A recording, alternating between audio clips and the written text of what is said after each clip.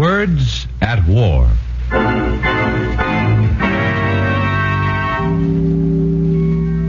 Dearest Hanishka, at last I have the hope that someday you will learn the true facts of my strange story. The good people about whom I want to tell you promise that they can take these notes somewhere to safety and give them to you after the war is over. For the last 3 years, I've been living in a little cellar with one window through which I can see nothing, and a chink in the wall through which I can see very little. I eat after a fashion. I read the paper. Sometimes I listen to the radio, but I hardly ever hear a human voice. I seldom see a human being going by outside. You've been waiting, and not in vain, dear Hanishka. Someday you'll read what I'm writing now. Otherwise, nothing would have any meaning. Our life, our marriage, our worries, our mistakes. No, not even my approaching death.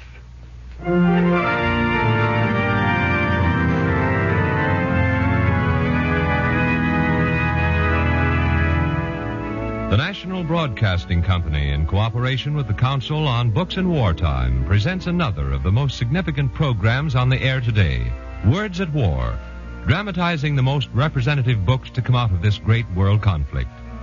Tonight, the psychological study of a man who tried to run away from himself, The Hideout, by Egon Hostovsky, with Arnold Moss as the narrator, in a radio adaptation by Ben Kagan.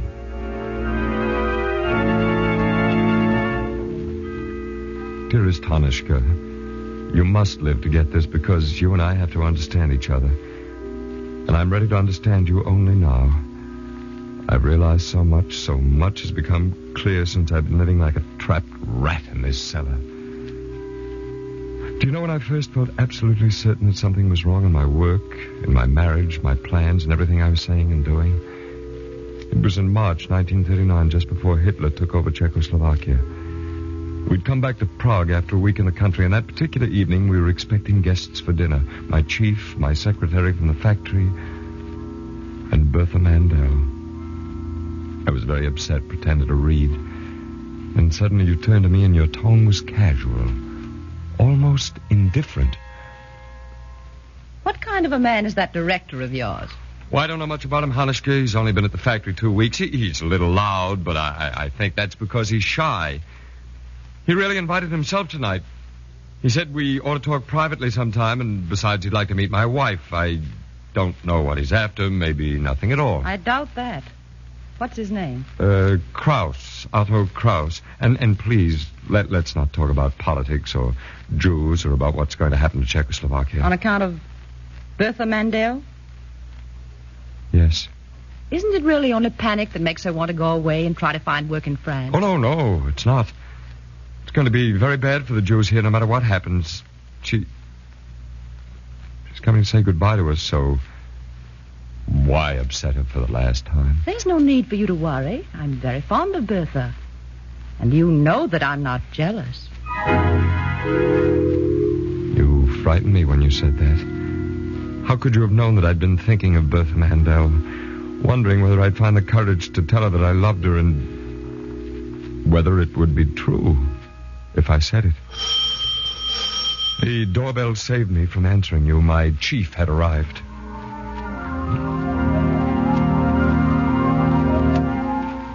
After dinner, my chief and I went into the library. My mind was far away, but even so I realized that he talked as if he were talking against time. There is one thing I must have clear, absolutely clear, do you understand? Is it true that you're planning not to finish your gun sight?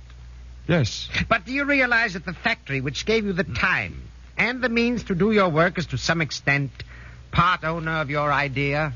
Well, I don't agree, Mr. Krauss. I don't understand why you're blaming me for a fault which we share. I believe you're a Czech, too, and in that case... Look, my friend, this way we'll never come to any agreement. We're living in a revolutionary era, and we don't have much time. Give me your blueprints, finish your work, and there will come a day when you won't be sorry you did. Sir, the Czechoslovak government no longer has any interest in my guns. Colleague, please don't play the proud and capricious inventor. If you'll only turn over your blueprint. It's useless to talk further, Mr. Krause. Useless? Is this your final answer? It's the only answer I can give. The day after Munich, I burned all the blueprints. He jumped up as if I'd poured boiling water over him. In that instant, my unfortunate thought was born. I'd follow Bertha. At least for 2 days. For 2 days, I'd be with her. For 2 whole days, I'd get away from everything, from my life, from Krause. Yes, Anushka. Even from you. The next day, I did not go to Ostrava, as I told you at the time, but I flew to Paris. All too soon, I discovered that I'd set out on a journey into emptiness. I just checked in at the Hotel Glacière and was on my way to the cafe on the Boulevard Saint-Michel, where I hoped to find her, when I saw a group of excited people running out of a building and a newsboy ahead of me shouting, Extra, the end of Czechoslovakia. Germans take over Czechoslovakia.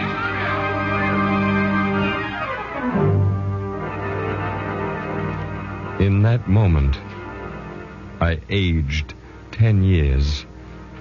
I had to hide, to wait, to escape. I rushed back to the hotel, hoping to find some word from my secretary. My letterbox was empty. During the next week, I spent most of the time in my room. I sat on the bed, stared into space. I ate only once a day, and whenever I found myself out in the street, I felt horrified that people still drank, laughed, went about their business just as if nothing had happened. Finally, after 6 days of waiting, the letter I'd been expecting from my secretary arrived. Dear sir, as I tried to warn you before you left for Paris, your chief, Mr. Krause, was a traitor. He has informed the Germans about your gun sight. They have issued a warrant for your arrest, and if they find out you're in Paris, no one will ever be able to convince them that you have not given the blueprints to the French. You must not return to Czechoslovakia.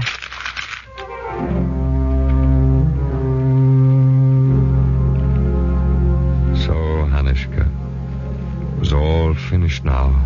I could never go back. I could never see you and the children and explain. I moved from hotel to hotel, from more expensive ones to cheaper ones, and at last I was living on the outskirts of town in a dirty little attic room. I grew a beard, my hair got so long it covered my collar. Day in and day out, I wandered through the streets of Paris, and people followed me with their eyes as if I were a freak. I submitted my gun sight to the French, but it was turned down as an unnecessary, luxurious plaything. One day I was standing on the banks of the Seine, aimlessly staring into the water. I felt a man walking past me and watching me. I was already reaching for my papers, sure it was a policeman, but I was too lazy to turn around. Would you do me a small favor, sir? You'll be disappointed. My papers are in perfect order. I don't want any papers, but now that you've spoken, I beg you even more urgently for a small favor. Please turn around. If you insist.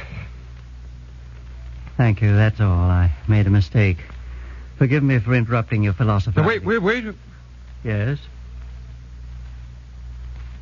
You've made no mistake, Dr. Aubin.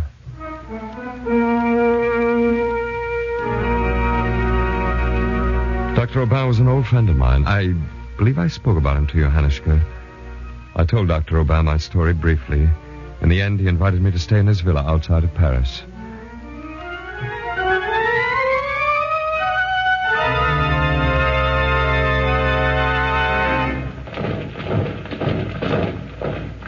In June of the following year, the Germans were in Paris.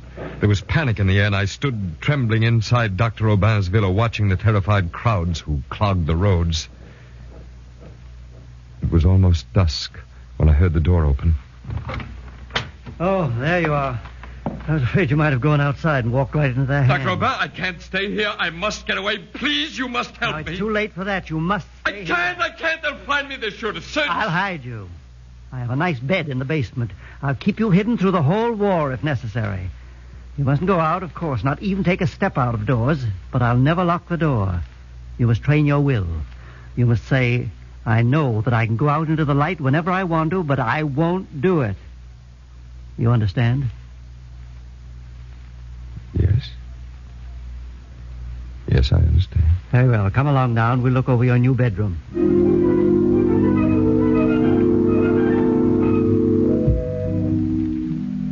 I've been in this cellar ever since, Anushka. In the darkness of the cellar with all the Germans around me. At first I felt safest in bed, bundled up in the covers with a pillow wrapped around my head, but it was necessary to walk around, too, to stretch my legs, get washed, somehow keep myself occupied.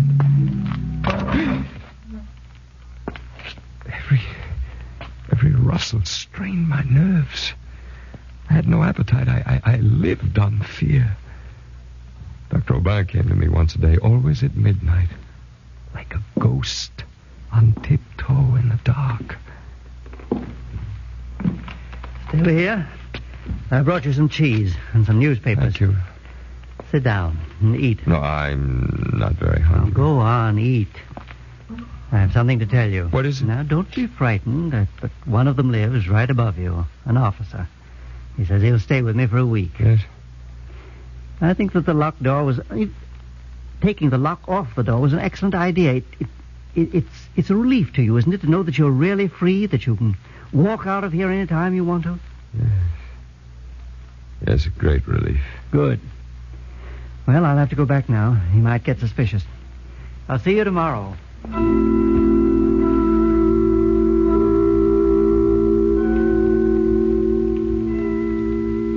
Time passed. Days vanished. Weeks. Months.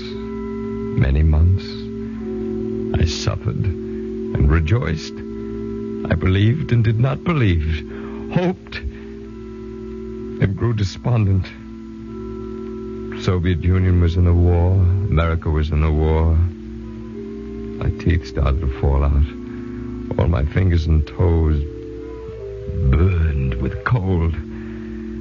Once the Gestapo examined Dr. Aubin for 4 days. I couldn't eat or drink during all that time. Then I lay in a fever for 6 weeks and was delirious for 3 more.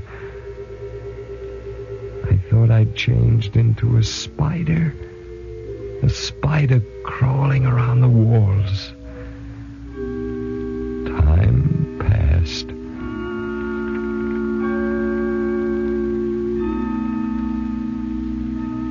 Throughout the day, I stood at the hole in the cellar wall. I didn't budge from the narrow chink through which I could see a strip of earth, a broken pump, and 2 linden trees. One spring afternoon, standing on a chair and peering through the crack, I saw a short, stumpy fellow in a black uniform who came up to the house. And suddenly I realized I was looking at a German soldier. And do you know who it was? It was Fischer from Brunov. You knew him, that fat, awkward, squinting fellow. He was the only German schoolfellow I had in high school. Fischer! Fischer! Fischer! Fischer! Fischer! Fischer! Don't you recognize me? Huh? Who are you? What the devil? Pussyfoot. You are Pussyfoot, aren't you? Yes. Well, it's good to see you. Say, you certainly changed. I have to go back in. Well, let's go back then. How did you get here, Pussyfoot? Did they send you to work in the French factories? Hey, you're in some kind of mess, aren't you? That's why you want to get out of sight. Hey, where are you taking me? In here, please, Fisher. I have to close the door. Well, all right, Pussyfoot. Spill the beans. I'll tell you the whole thing, Fisher. All through 1937-38, I worked on a site for anti-aircraft guns. After Munich, I burned all my blueprints. A few days before the occupation of Prague, I flew to Paris, and that trip had absolutely no political background. My chief reported me. He thought I'd run away from Prague to turn my plans over to the French. I'm not going to keep anything from you, Fisher. Later on, I really did offer my gun site to the French, but they didn't take it. And since then, I've been hiding from you people. Just now was the first time in 3 years that I've left this hole. Pussyfoot, you're a Knox. Boy, are you an ox. Who's the swine that's been keeping you in prison here? Prison? Huh.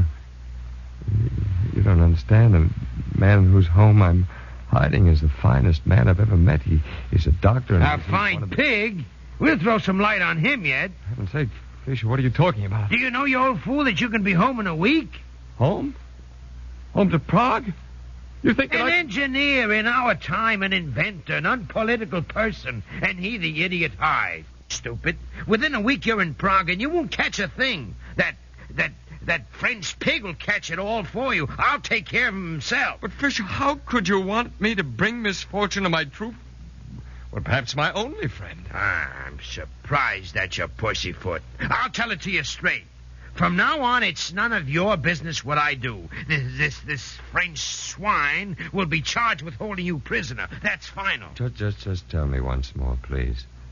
Are you absolutely inflexible about my friend? That's your last word, Fisher? Of course.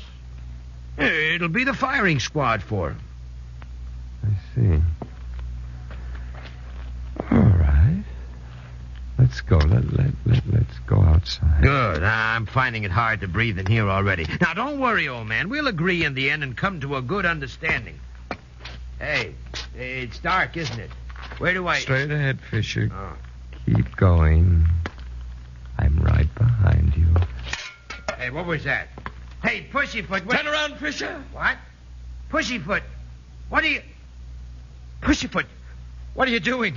Drop that spade, Pussy!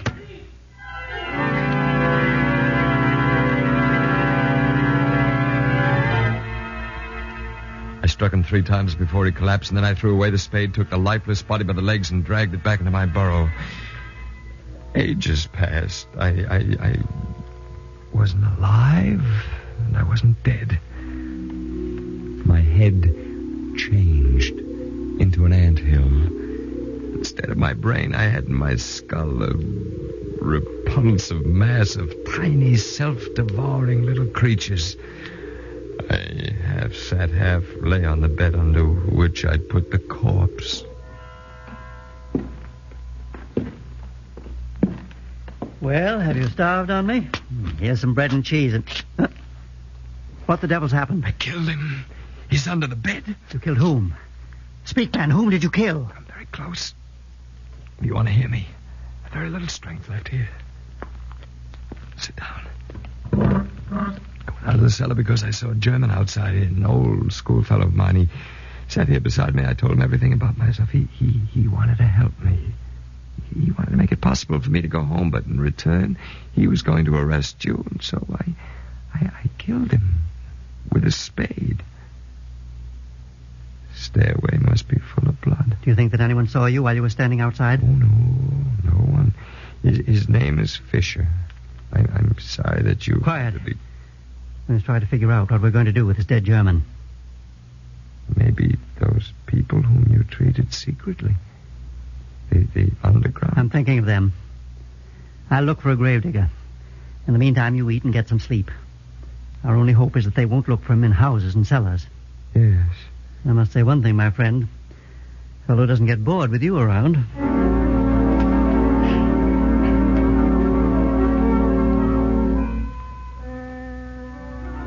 Wake up. Wake up. Not asleep. You've slept 24 hours. Here, I have some milk for you. Take it, drink it. And we have company. While you were sleeping, I found some people who buried your friend. We also scrubbed the stairs and the floors.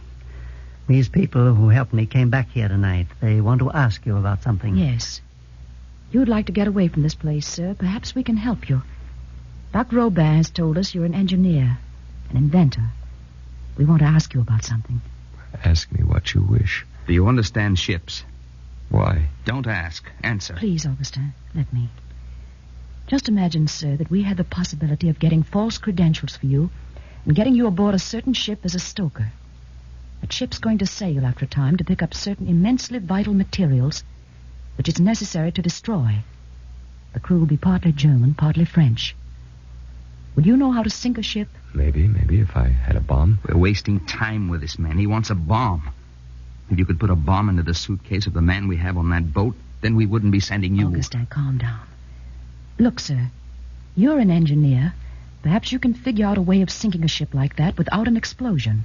What kind of a ship is it? I wouldn't explain another thing to him. Quiet a moment, please. It's a freighter, sir. Not quite 16,000 tons. What kind of power? 2 diesel engines. Oh, to sink a boat with your bare hands, that's him.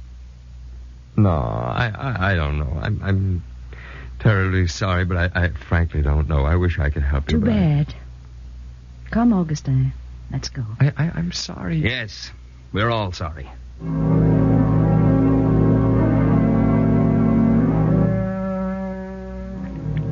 It never occurred to me that now I was in the gravest danger, that I might be discovered by the Germans at any moment. After that visit of the underground people in my prison, I changed beyond recognition. Walking from wall to wall of my cage like a desperate animal, I tried to solve that question of questions. How to sink a big ship barehanded. Didn't interest me why a certain boat should be sunk. I wasn't interested in the cargo of the ship. All I wanted, all I strained for, was an answer to the question. I was no longer walking up and down, but running madly around the walls, and then, suddenly, a week, a month later, I don't know just when, suddenly, it came to me. Doctor, I've got it. Go and get them. Bring them here. I get it all straight in my own mind. Go for those people, please, right away. It was only after Dr. Aubin left that I suddenly realized that the problem which I'd just solved would have a concrete performance, and that I was to be the hero of that performance.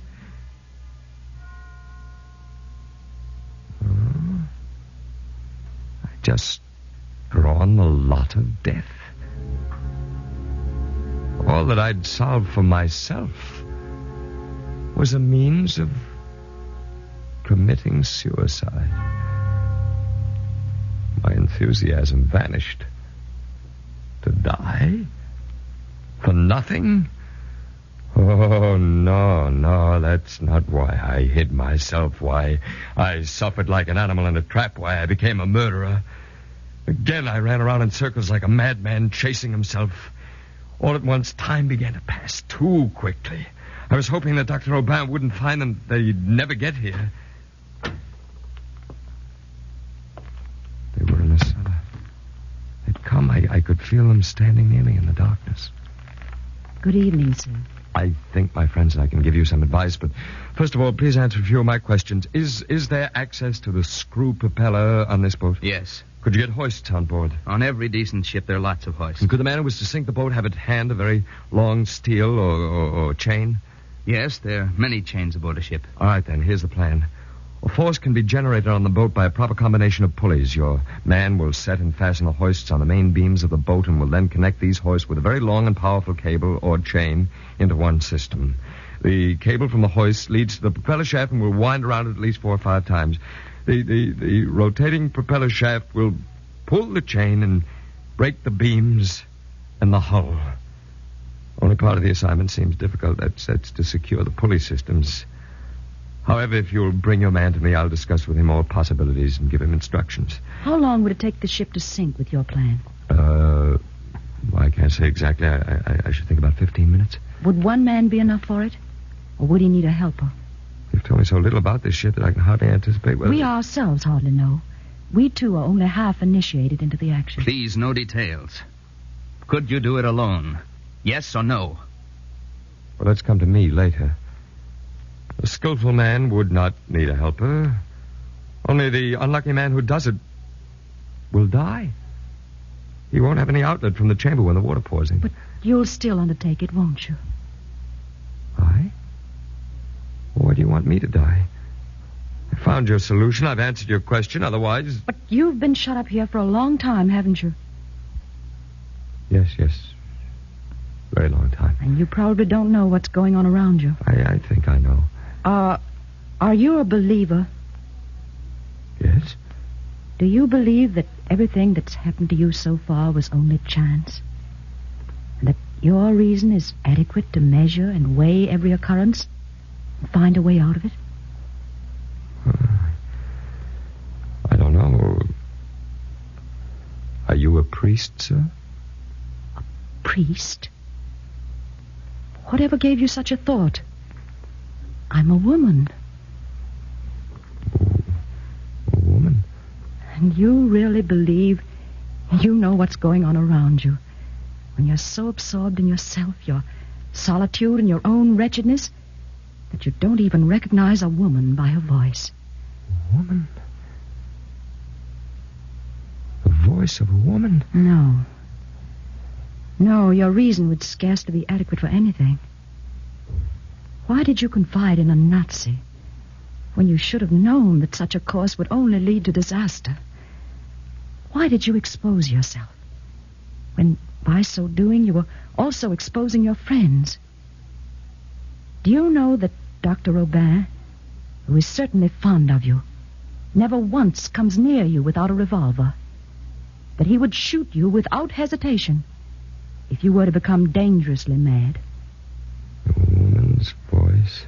I'm speaking for the people who are here with you now. And these people speak for unknown millions outside. Yield yourself to them. Try to do a big thing. If you die, you die.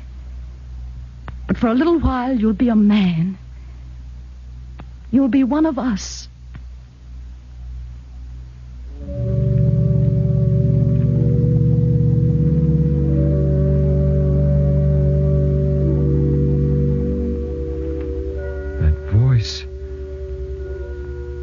That voice.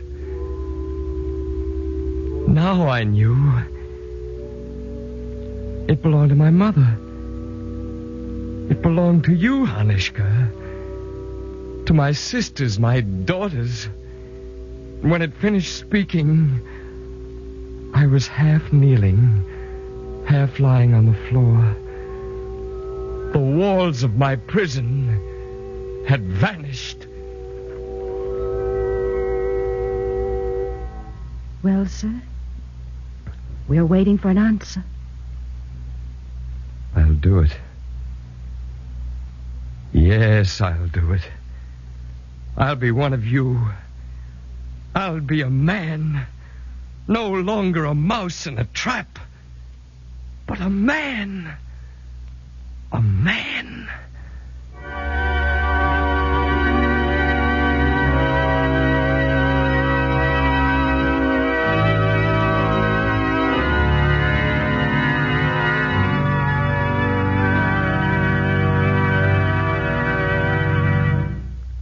Tonight on Words at War, we've brought you a dramatization of Egon Hostovsky's novel, The Hideout.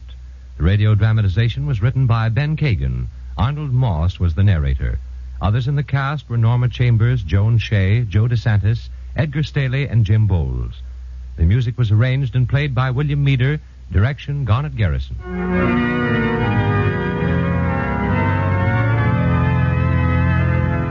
Next week, Words at War will present the radio dramatization of The Road to Serfdom by Frederick Hayek.